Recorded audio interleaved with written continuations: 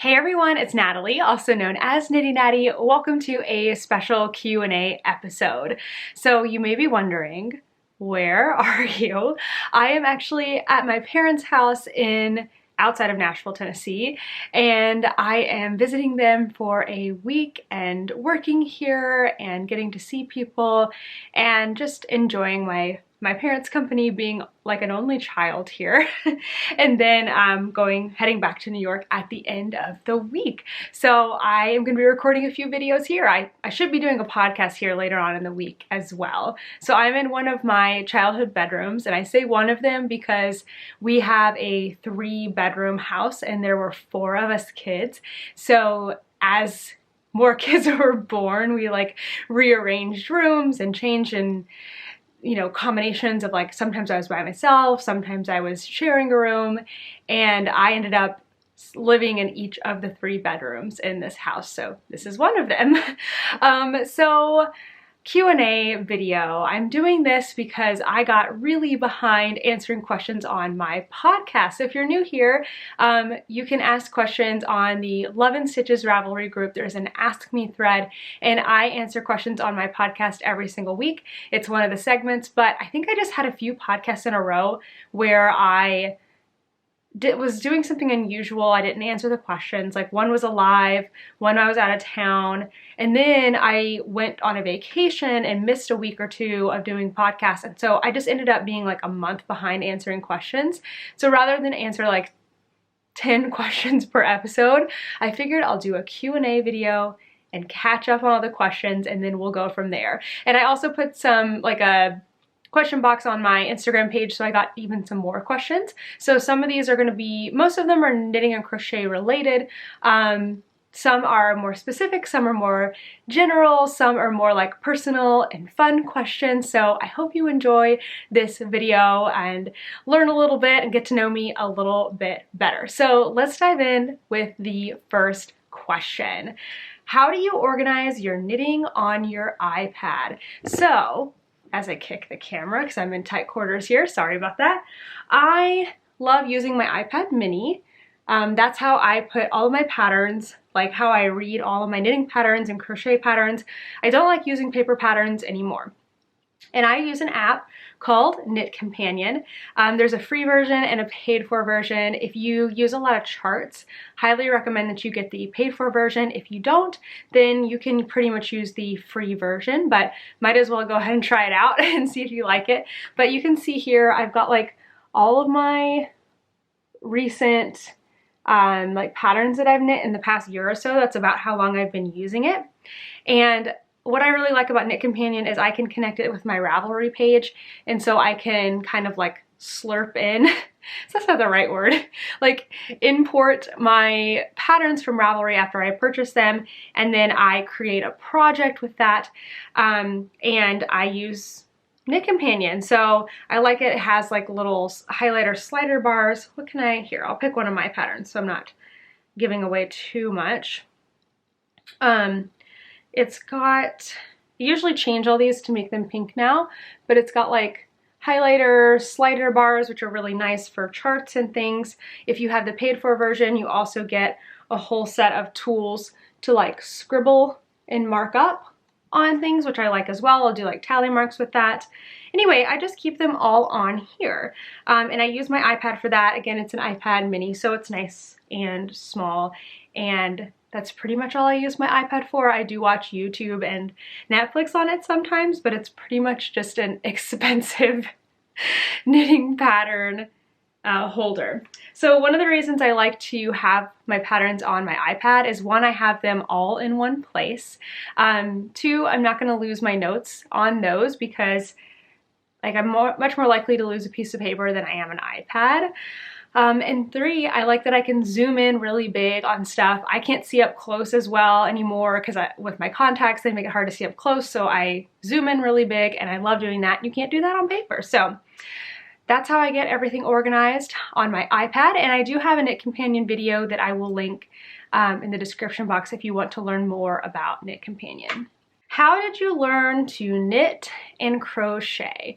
Okay, so I learned to knit first when I was about 13 years old. I saw somebody knitting and I went home and asked my grandmother to teach me to knit because I knew that she knew how to knit. So she taught me some of the basics. She taught me basically like knit and purl stitch. I think she might have taught me to cast on, but I didn't remember. So I kind of ended up inventing my own methods of things, of how to cast on and how to bind off.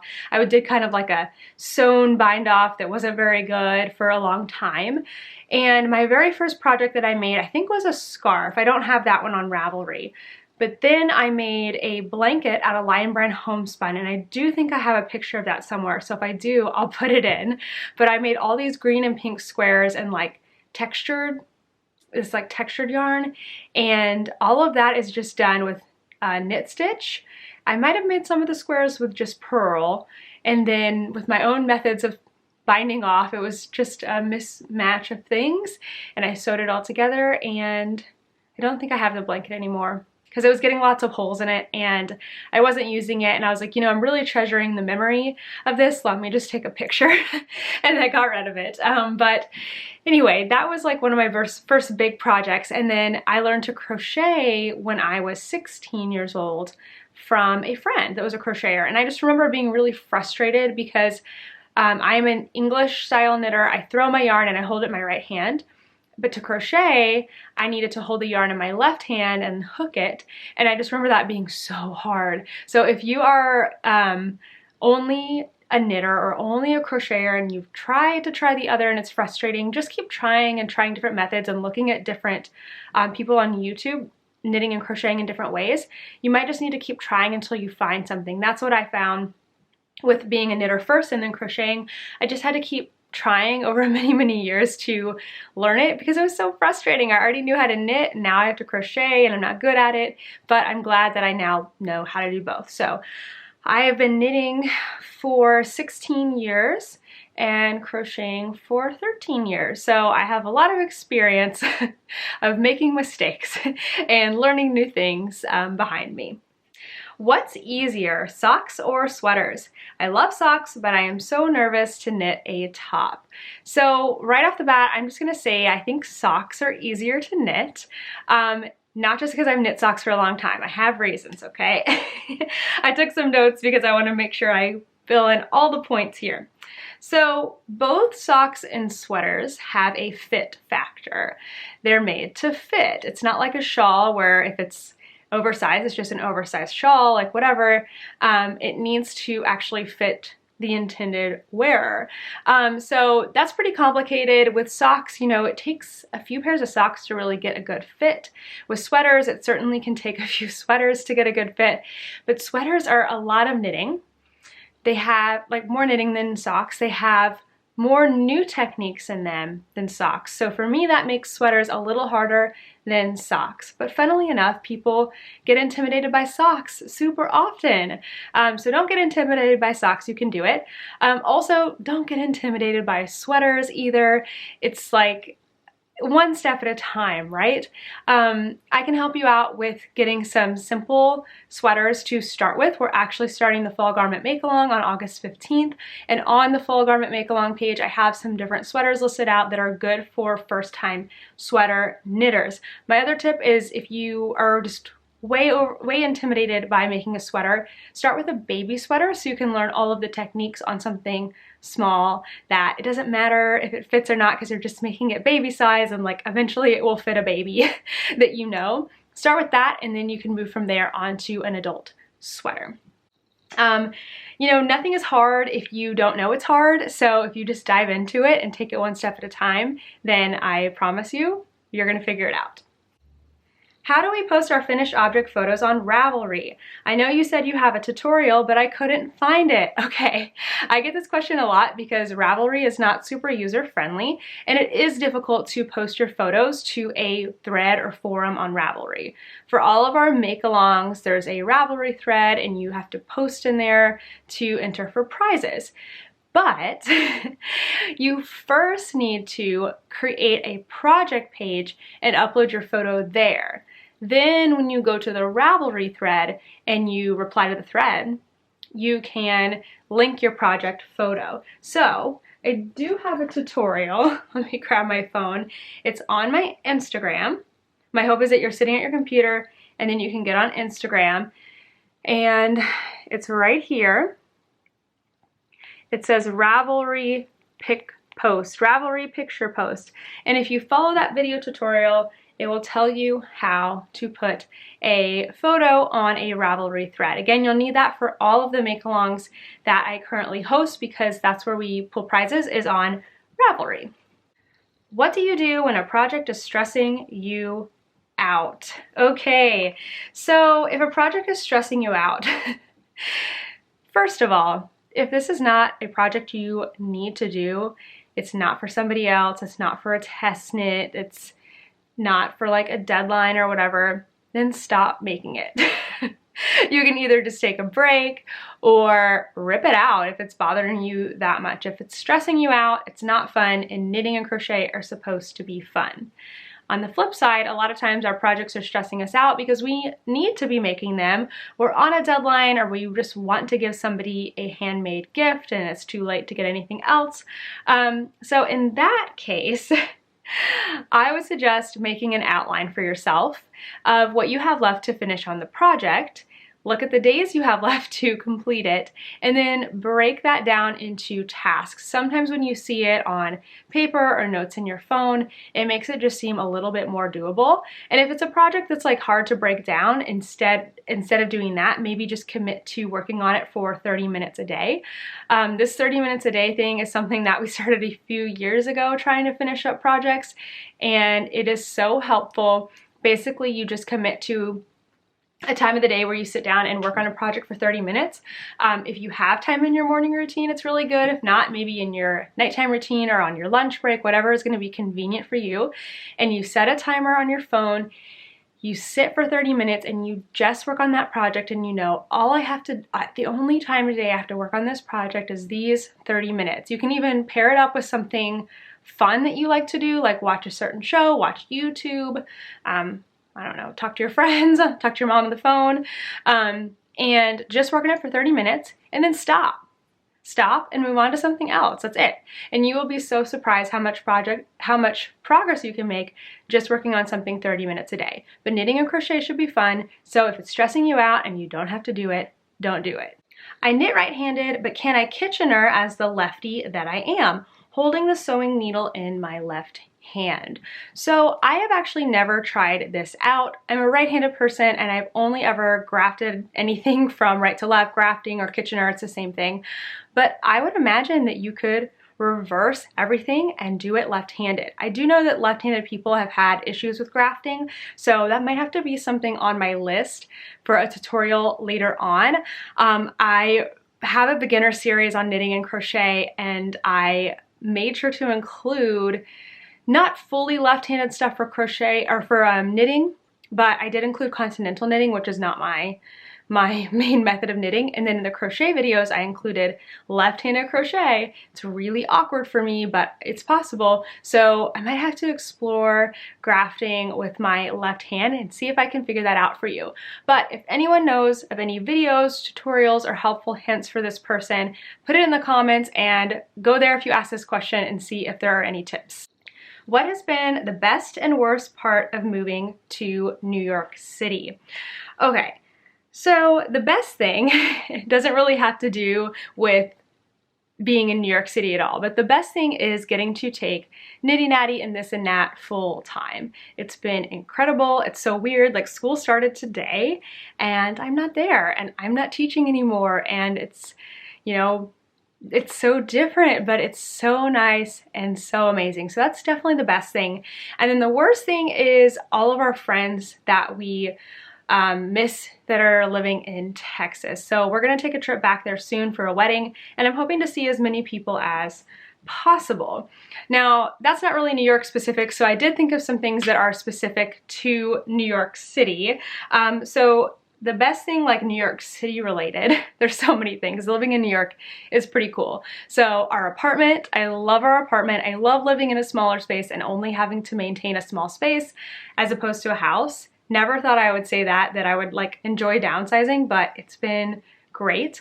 I love our location. We have a killer view. If you haven't seen the apartment tour I posted on my other channel, my lifestyle channel, go check that out because I don't know, I think our apartment's really, really cool.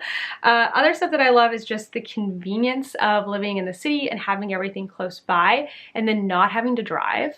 That is so great. But then one of the things that I don't like about New York City, as opposed to Texas, is there is no Tex-Mex. There's not really any good Mexican food that we found, honestly. We cannot get good queso. Like, it is rough. I am sure there is maybe a neighborhood or a Hispanic food store that we haven't found yet. So if you're in New York City and you know of these things, like, let me know. But it's just different from Texas. Like, anything that they say is spicy, I'm like, this doesn't taste spicy at all to me. So just having that differences in food, like, that's something that, you know, we have amazing access to food and different cuisines in New York City, but that particular one that I'm used to, we're lacking in, I think. So there you go. We actually met a friend that is from Houston originally, and he said the same thing. Like, you're not going to find it here. There's Mexican food, but it's not Tex-Mex. It's not from the same part of Mexico. And there's Spanish food, but that's all really, really different. So learning to we're gonna just eat so much queso and salsa. I think when we go to Texas, it's gonna be Tex-Mex all the time. What is your most worn knitted garment? So hands down, my most worn garment is my Like a Cloud cardigan by Hoki Locatelli. I knitted a few years ago, I think, and it is a lace weight yarn held with two lace weight yarns held together. One's a wool and one is a mohair, and it makes this unbelievably fuzzy fabric, and it also has a texture pattern. It's a pretty simple sweater, actually. It'd be a really good first sweater, and I love it. So it's gray, and that makes it easy to wear all the time. Perfect cardigan to just throw on. So I wear that one a whole lot, and I'm hoping to make some more sweaters for myself this year now that I'm actually going to live in a cold climate. So that is on the list to do. How did you meet your husband? Well, Kent and I actually met through my friend Brooke, who was my roommate for 3 years before I got married. She was friends with him first, and Kent, I guess, kind of showed an interest, and so she invited Kent over, and we kind of did some group things, and then we finally went out on a date, and the rest is history, I guess. Kent and I dated for, I don't know, like a year and a half before we got married, and we just celebrated 4 years of marriage by going to Jamaica, so I think it's going well. We have a beautiful dog, Toaster. Just kidding. I mean, we do, but Toaster was Kent's dog before we got together, and now he's like my sweet baby. I love Toaster. So yeah, that's how we met, just through friends, and I don't know, we got really, really lucky, I think. I was 23 when we met, I believe. And Kent's just a couple years older than me. So yeah, that sounds about right. I might have that wrong.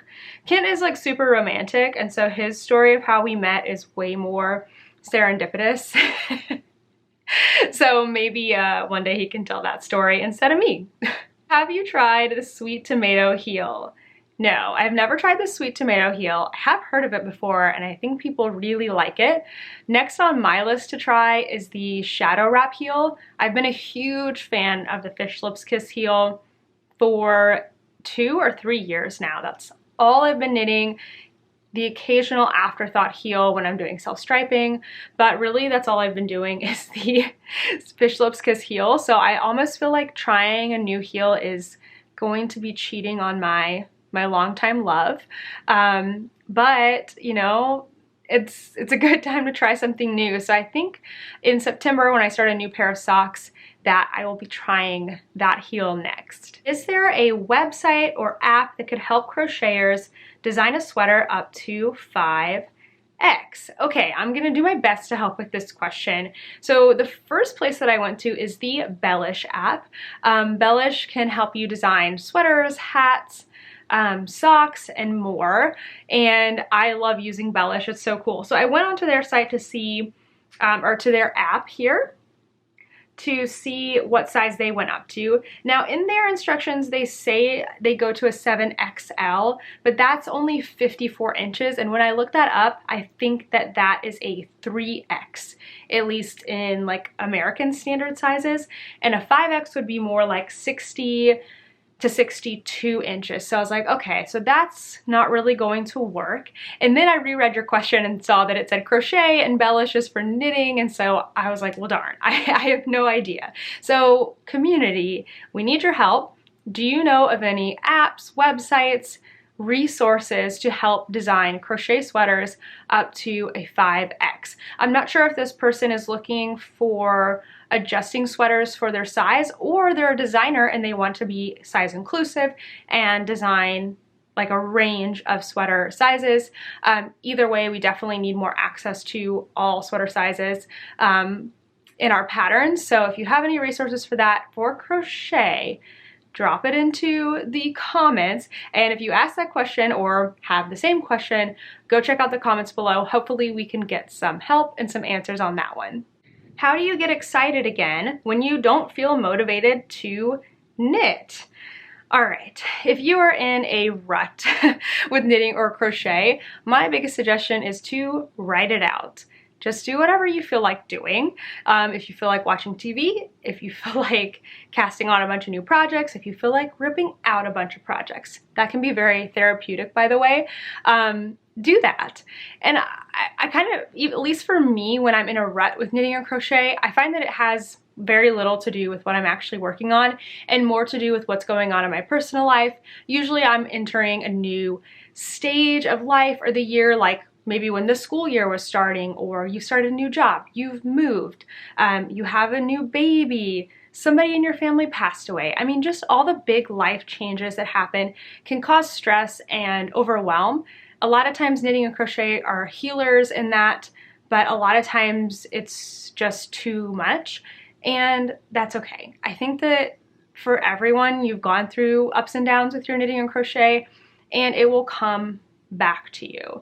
If you need to work on a project, maybe follow the suggestions that I had earlier about working on it for 30 minutes a day or creating a plan. But if you don't, I would say just roll with it and do what feels good. Again, knitting and crochet is supposed to be fun, so let it be fun. Do you feel like you are on track with your knitting goals for 2021 so far? Well, considering that I didn't make any, then I would say yes, I'm well on track for my goals of nothing. So I really didn't make any knitting or crochet goals this year.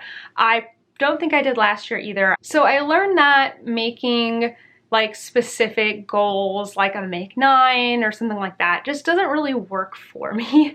So I like to sometimes make like bigger like business goals or I just don't think I have any knitting goals this year. I'll have to go back and watch my year in review and see if I actually did make any goals. I should have done that before this, but I didn't think about that until just now. Like maybe I did make some, but I've knit a lot this year. I have knit a lot considering all that's happened this year with moving and, I mean, essentially starting a new job, because I, in April, quit my teaching job and started working for myself full time, and I'm just doing a lot of different things. I have a lot of pots and bowls and plates the going on, and I've done a lot of knitting, I think, considering all of that. I've made mostly socks this year, and I've made a few sweaters. I plan to knit a lot more sweaters before the year ends, and I'm going to talk about some of my sweaters I want to make here in a second. That was one of the questions, but yeah, I'm not super stressed about goals. Going into next year, I might have more goals because I'm going to be a little more established in like what the heck is going on in my life.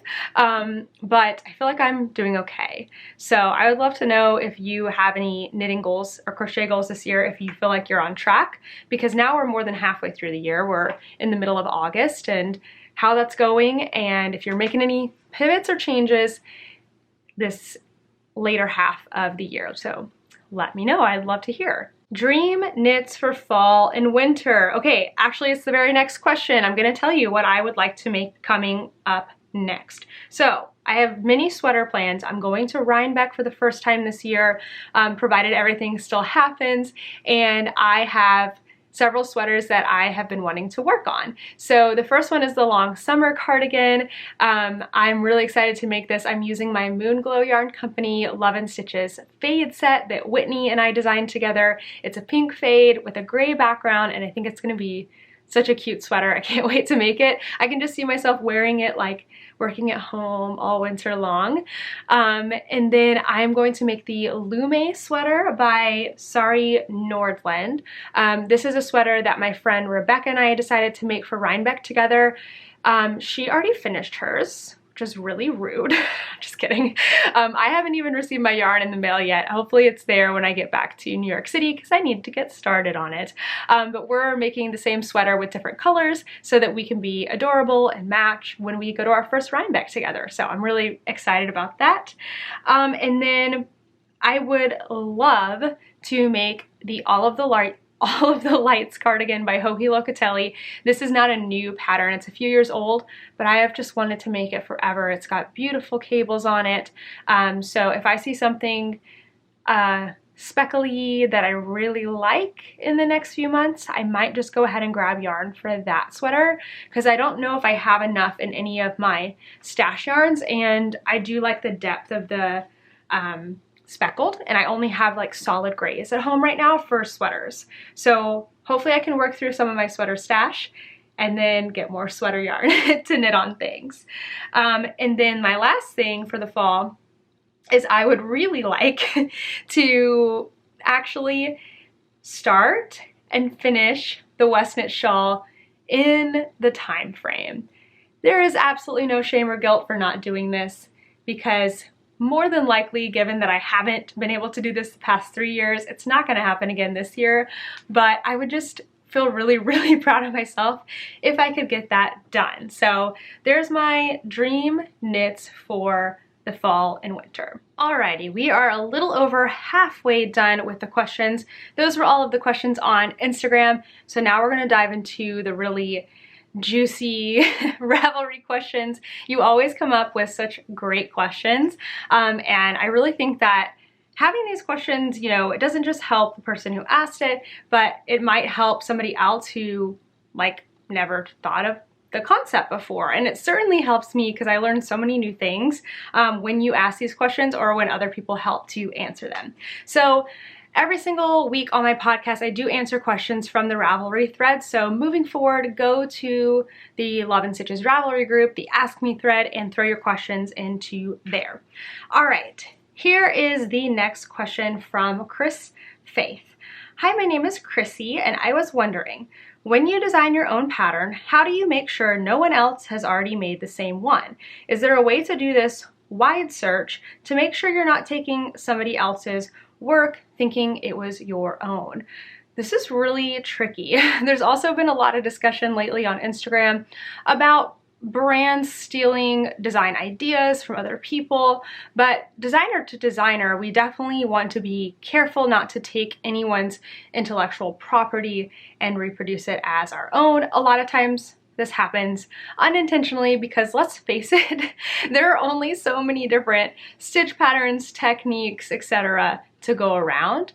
And sometimes we're seeing something we don't even realize that we've seen somebody already do that, and we think that we've come up with something on our own. Anyway, so all that being said, you can try your best to not put something out there that is a duplicate by doing these things, but it still happens sometimes. So it's also good just to have like a plan B for when that happens. So something you can do when you've come up with an idea is go search in all of the places where you intend to post the pattern. So search like keyword, like if you're making a, okay, so I was making the Suburban wrap, the Springtime in Suburbia wrap, and it is a chevron crochet fingering weight shawl.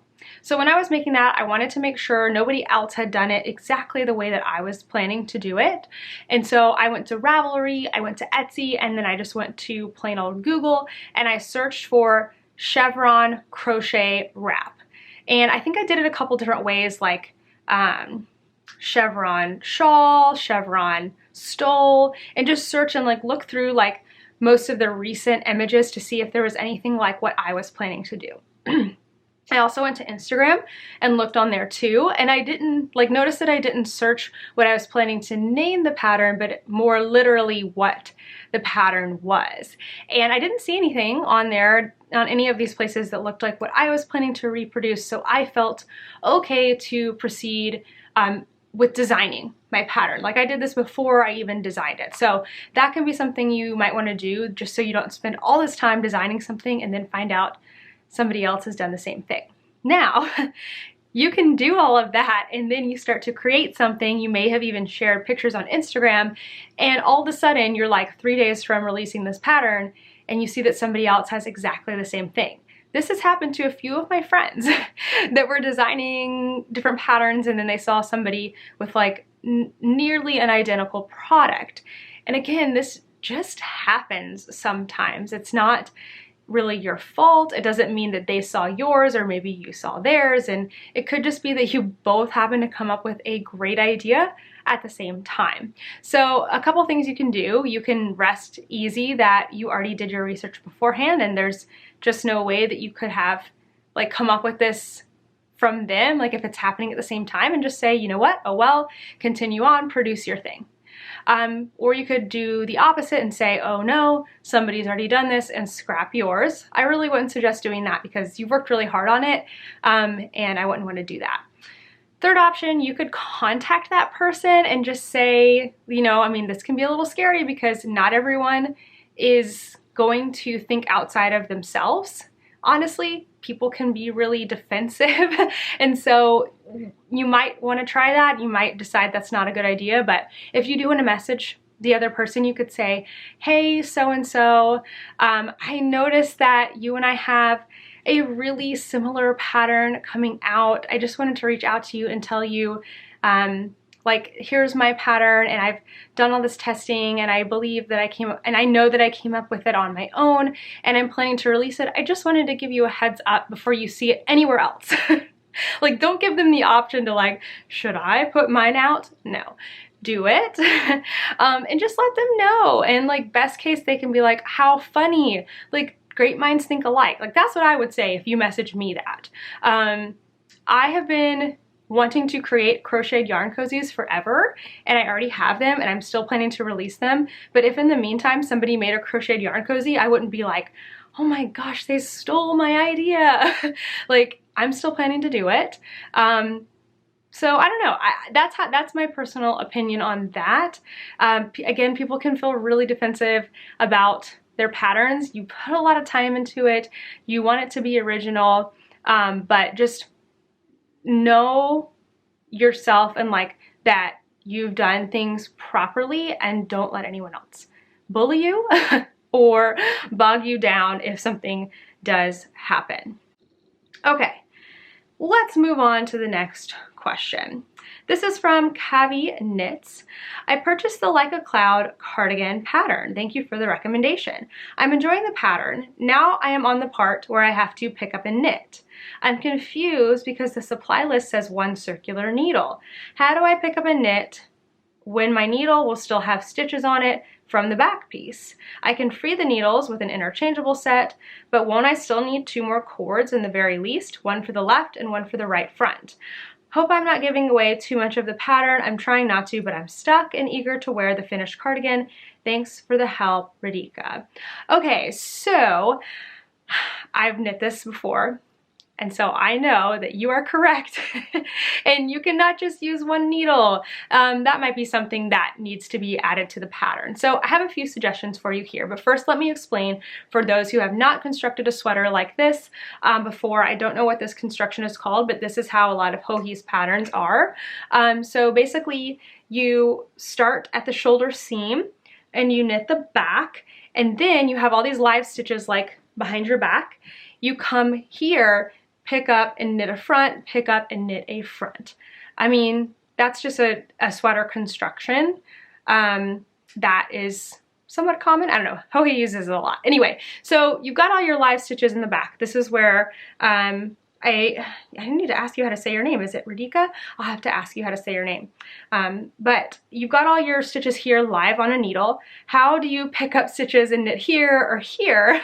Not really gonna work. So a couple ways you can do this. One, you could just get a totally new needle to pick up and knit this part, put these on a holder, pick up and knit this part, okay? So that's one new needle that you need. Or since you have interchangeables, what I would do is leave your back stitches on the cord that they're already on, take off those needle tips and put the stoppers on there, okay? Then take your needle tips, join them to a brand new cord and knit one side. Again, you can take the tips off and put the stoppers on there, and then you can knit the other side. And what happens next is you join it all together onto one needle. So you'll kind of have to do this thing where for one round you're like changing out the needle tips a lot to get everything onto one cord, but it works, I promise.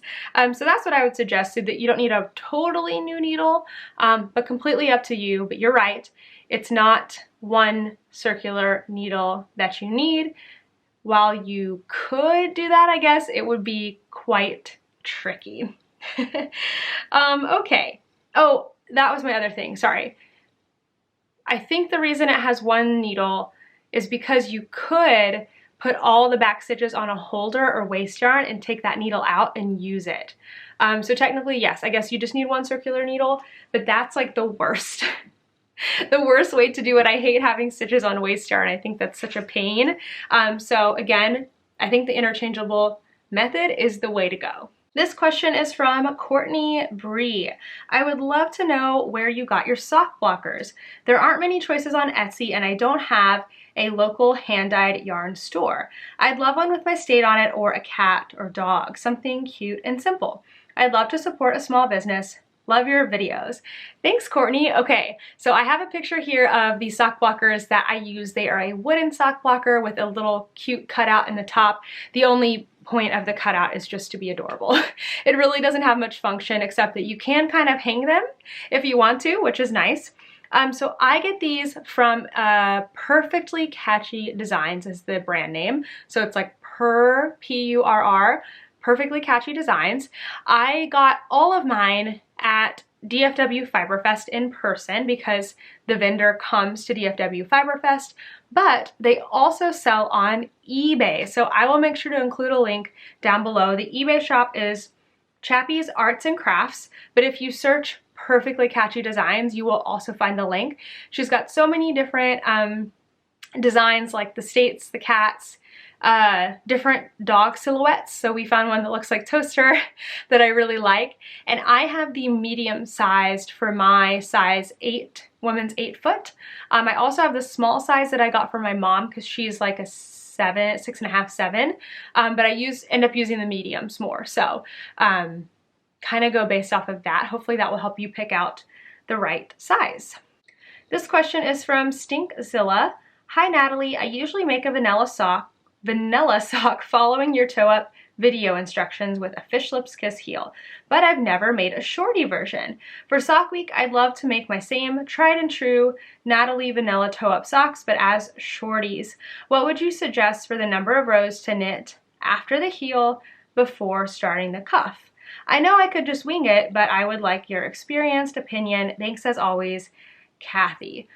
Okay, Kathy, sorry I'm so late getting to this since it is well past sock week now. But I do have an answer for you and anyone else who would like to knit shorty vanilla socks. So first, I always have my sock formulas in the description on my Ravelry project pages. So if you see a sock that I'm knitting, chances are I have put in there like how many rows I did for the cuff, leg, foot, etc. So while it's not a pattern, I usually do include that information in my Ravelry project pages. So for shorty socks, what I like to do is 12 rounds of a leg, so stockinette for the leg, and then 8 rounds for the cuff. So 20 rounds total, 12 rounds of stockinette, 8 rounds of ribbing. So you can do this going toe up or cuff down, whichever way works for you. And this makes a really nice no-show shorty sock.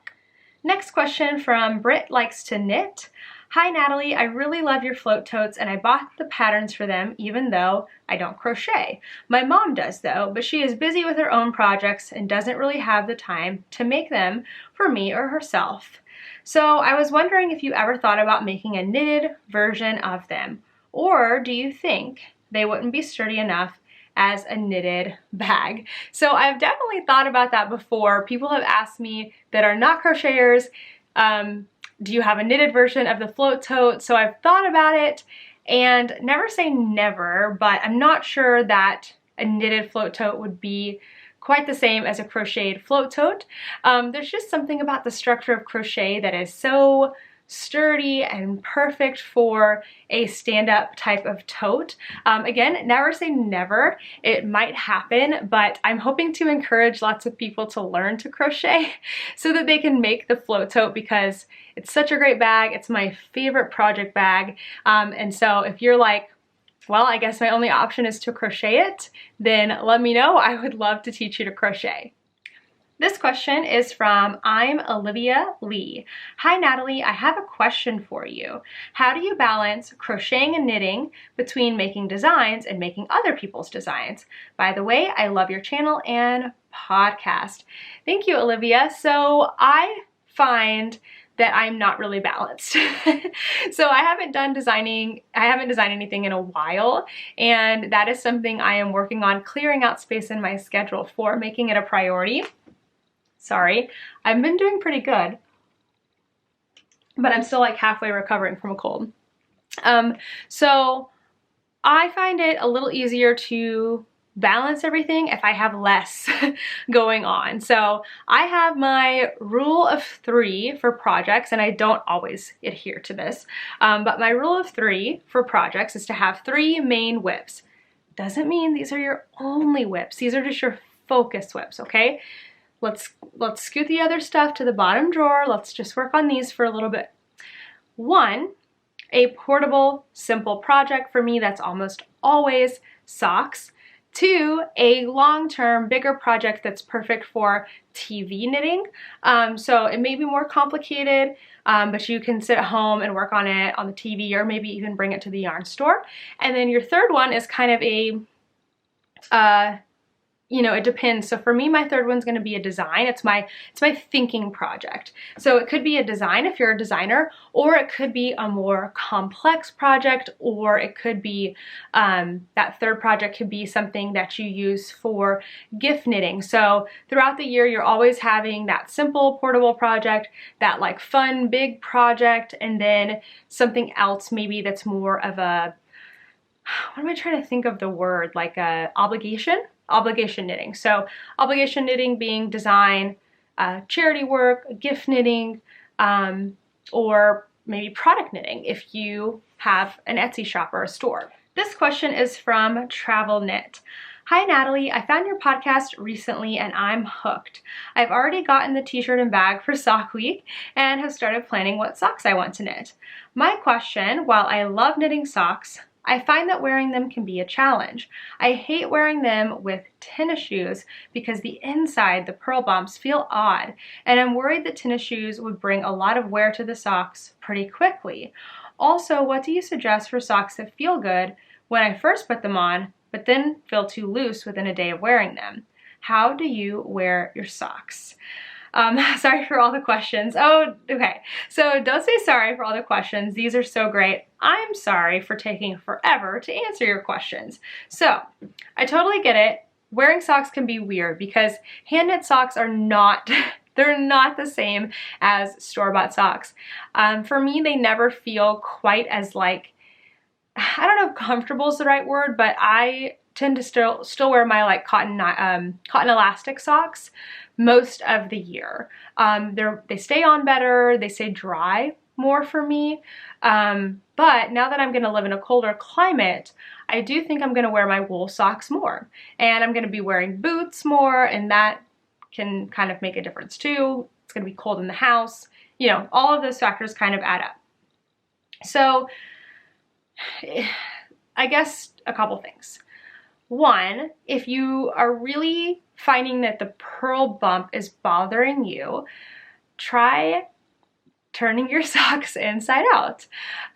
Maybe not knitting them, like where you have to purl everything, because that would be troublesome, but you could turn your sock inside out when you knit the heel, or just knit a heel that looks good on both sides, and weave your ends in on the knit side, flip that sock inside out, and then you have the smooth knit side on your foot. You might find that you like that a whole lot better, or you could just knit the bottom of the sock, you could just purl it, and that would make the bottom of the foot all pearls. I mean, that's another suggestion you could definitely do.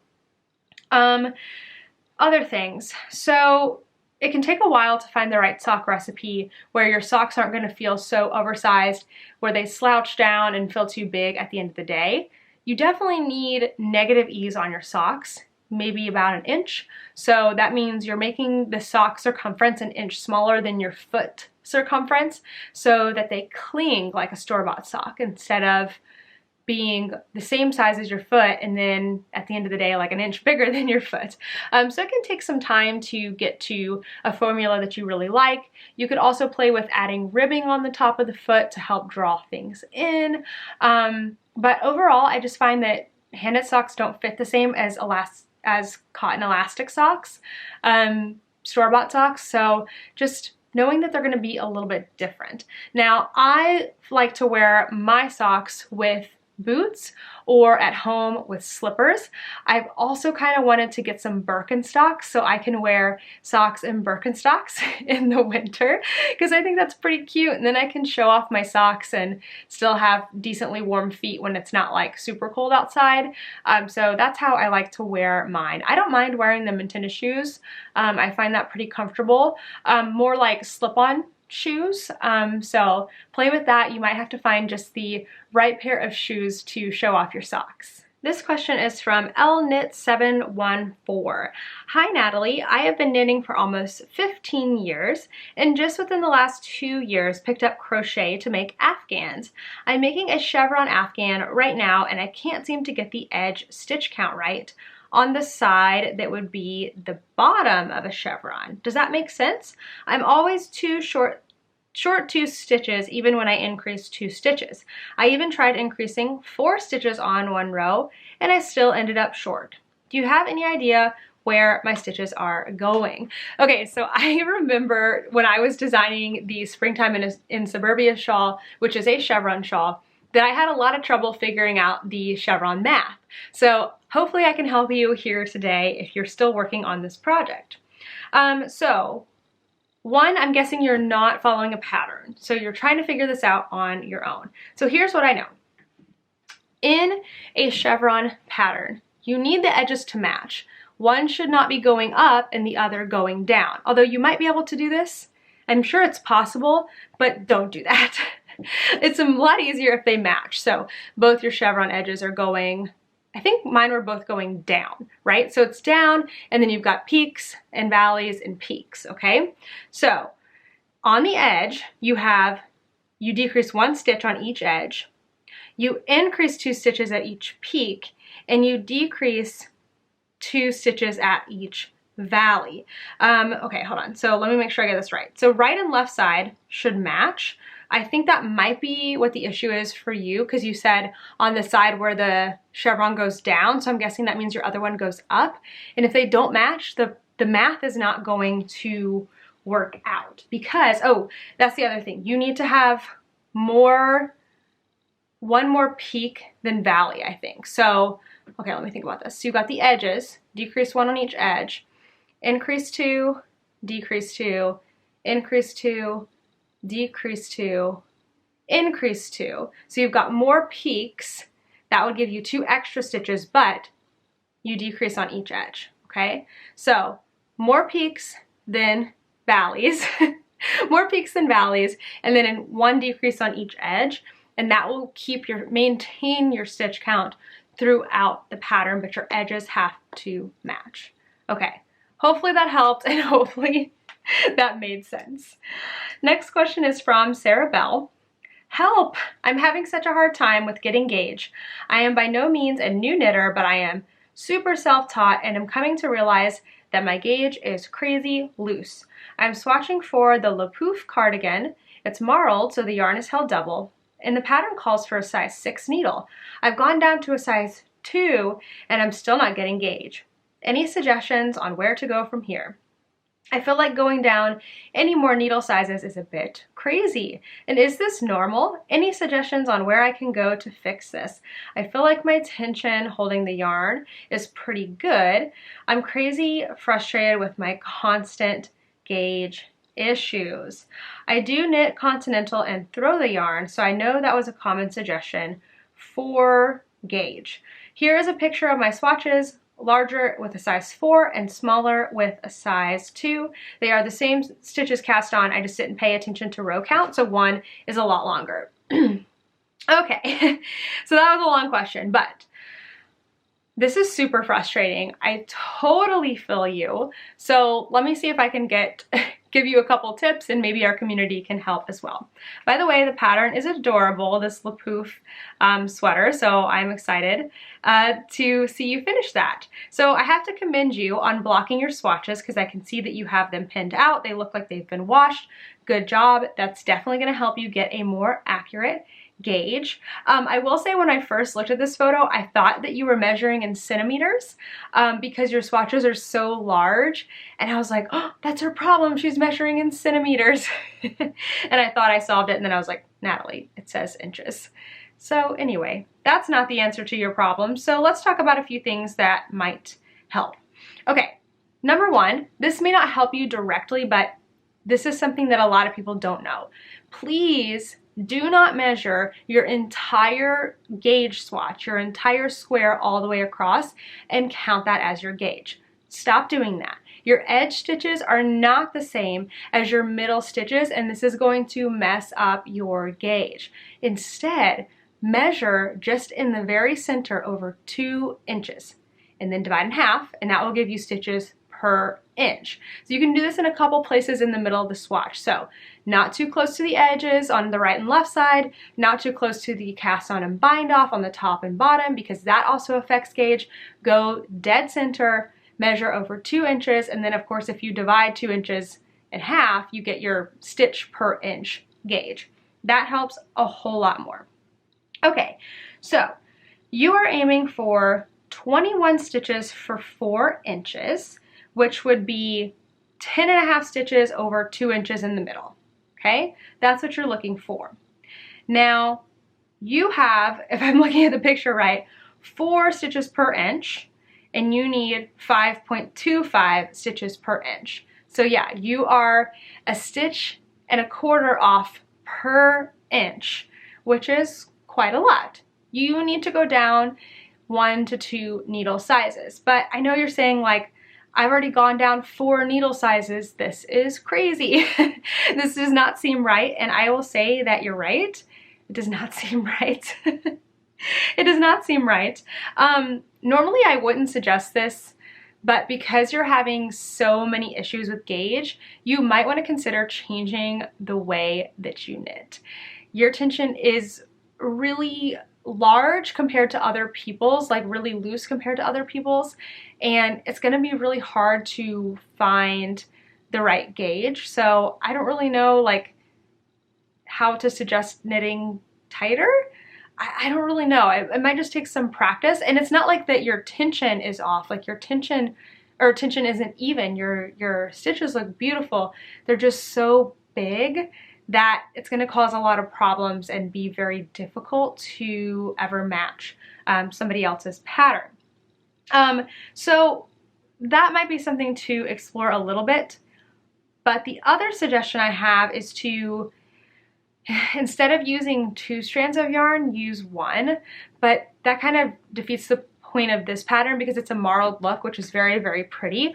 But this thing about this pattern, that 5.25 stitches per inch is actually a rather dense gauge, I think, for fingering weight held double. When I've knit sweaters before with just 1 strand of fingering weight, I'm usually doing like 5.5 stitches per inch, like 23 stitches over 4 inches, or 5, what is that, 5.5, 5 3/4 or something like that. Anyway, what I'm trying to say is when I've knit a lot of fingering weight sweaters, I am knitting to a gauge that's only a little bit smaller than this, which surprises me. So I think that that's going to be a very dense sweater. Like I looked at the pictures of the designers and it kind of looks dense, so it might just be a hard gauge to get in the first place. So in summary, you might need to go down to a 0 or a 1 to get this gauge, or drop one of the strands and try to get the gauge on, like, you're still gonna have to go down to a 2 or 3 or something. I always have to go down at least 1 needle size, so I know for me, I would be probably knitting this on a 5 instead of a 6 because I'm a little bit of a looser knitter. So I'm so sorry, it's so frustrating. If anyone else has any suggestions for Sarah Belle, please let her know in the comments down below and go look for those as well. We have one more question. You're doing so great. Okay, last question here is from Travel Knit. Hi Natalie, I saw some of your pictures from vacation. How do you knit when at the beach? Do you find it's difficult if it's humid, or do you just switch to cotton yarn? Thanks. Okay, great question. I love that this is the last one. So we recently went to Jamaica and I brought so much knitting. I thought I was gonna knit like in the room and at the pool, and I don't know what I thought. I ended up doing almost nothing, but I did try to knit on the beach and in the pool a little bit. So I found it hard to knit at the beach because the beach chairs, the lounge chairs, were too far back. So I was like super far back trying to knit. It wasn't even really the heat that bothered me because it was only in the 80s. And I found that I liked knitting with wool. Cotton to me is actually harder to knit with when my hands get kind of hot than wool. Wool I can still grab onto. It doesn't like feel slimy or like it's what's that called? Pilling or anything when my hands are a little bit hot. So I actually find wool a little easier to work with. But I found it hard to knit on the beach chairs, the lounge chairs, because I was too far back. And then in the pool, I think I know what I need to do next time, because it was too hot to like sit on the edge of the pool and feel comfortable and knit, because that's a great thing. If you can just sit at the edge of the pool, put your legs in the water, then your knitting is safe. But if you want to be in the pool, you need to be in like a shallow enough end that you can keep your torso basically out of the water. And then I felt like if I had a drink koozie or a drink floaty, you know how they make those like tiny pool tube things that you can put like a drink in. If I had that, I could put my yarn in and then I can knit. So I feel like I want to get one of those next time we go. Maybe when I'm at my mother-in-law's, she's got a pool, I will do that and I will test it out for you, but I'm not doing that. I'm not going there for a while. But I think that that would work. So anybody knit at the pool or in the water anywhere, because suggestions would be greatly appreciated. I will never not try to knit places. Well, maybe not never, but most of the time I try to knit places, and you know what? If it doesn't work out, it doesn't work out, and I just end up chatting or playing on my phone, reading a book, doing something else instead. Whew, okay, that was a lot of questions, but great news, we are all caught up now. There's still about 5 or 6 more questions in the Ask Me thread that I am answering on this week's podcast, which will be posting on Thursday. So if you're still waiting on an answer to your question, make sure to look for it there. If you also have some knowledge about any of the things that I answered today, you know, this is an open community, so please put your suggestions in the comments. And then if you're watching this video, know that you can go down to the comments and look through and get even more suggestions and answers. Thank you all so much for watching, and I will see you on Thursday with a new podcast. Bye!